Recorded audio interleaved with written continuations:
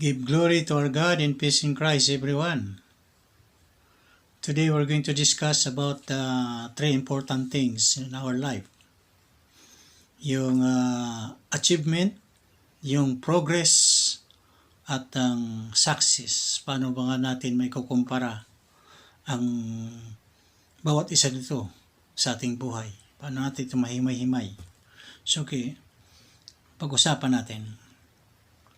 So, isa-summarize lang natin mga pangyari. Halimbawa, ay ikaw ay nag-aral sa elementary, high school, colleges, universities, nakagraduate ka, maaaring ikaw may honor o walang honor, as long na ikaw nakagraduate, ang tawag dyan ay achievement. Okay.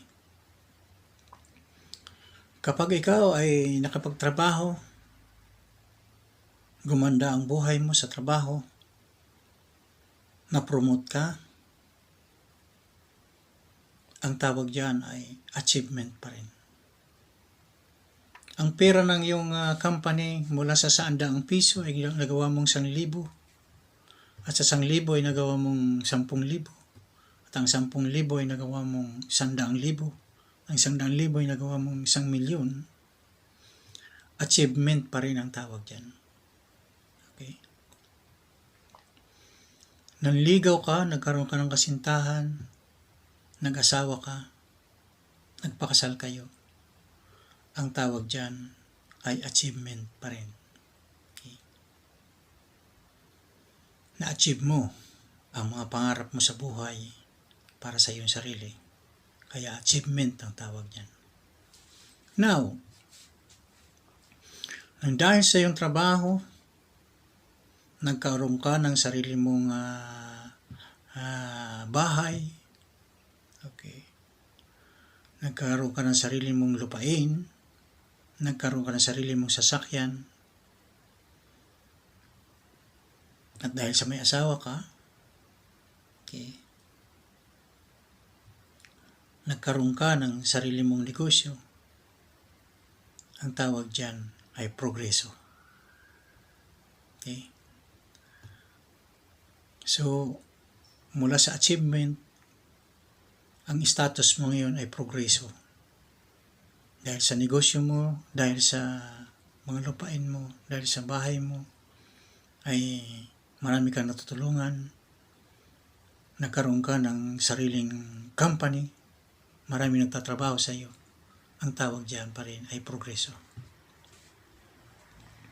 Now, kapag ang buhay mo nagkaroon ng ethical standard, nagkaroon ng disiplina, okay, nagkaroon ng takot sa Diyos, nagkaroon ng pagtanggap sa ating Panginoong Hesus, bilang sariling Panginoon at sariling tagapagligtas, namuhay ka nang may takot sa Diyos. Okay. Ang tawag dyan ay success. Okay. Nasa status ka ngayon na ikaw ay successful.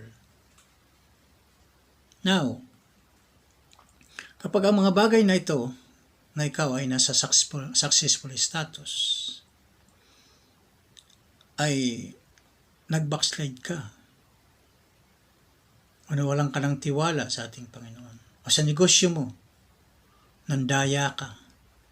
Halimbawa may sarili kang negosyo, dinadaya mo mga tao sa timbangan, sa presyohan, okay, ginugulangan mo mga magsasaka,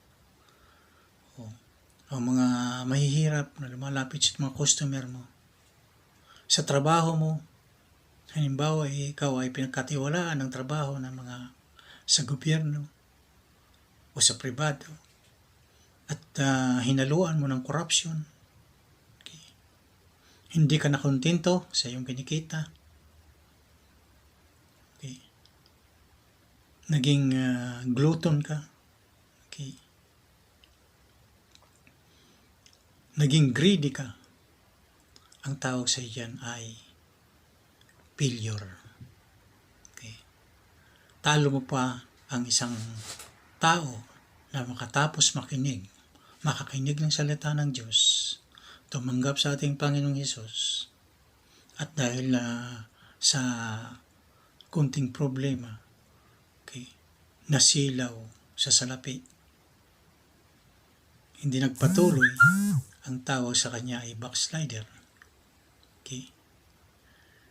At napakahirap na muli bumalik sa status ng achievement, ng progress, ng success kapag ikaw ay namuhay sa failure status. Kaya napakahalaga sa buhay natin na kapag nasa success status na tayo at narating na natin ang napakahalaga bagay sa buhay natin, ang nagpakumbaba tayo sa ating Panginoon, ang tumanggap tayo sa ating Panginoon, ang tinanggap natin ang Lordship na ating Diyos sa buhay natin, nagpasakop tayo, ay huwag na natin itong bitiwan pa sapagkat tayo nasa success na kalagayan ng buhay natin. At kapag nagkamali tayo at iniwanan natin ito, nagkibit balikat tayo, tiyak ang susunod yan ay failure. Kaya mga nakikinig sa akin, ilagay po natin sa ating buhay na ang pagtanggap sa ating Panginoong Hesus, ang mamuhay na may takot sa Diyos ay napakahalaga sa buhay natin. At kung ito'y narinig na natin sa ating buhay, lumakad tayo na ayon sa kanyang kalooban. God bless everyone. Purihin ang Diyos na buhay.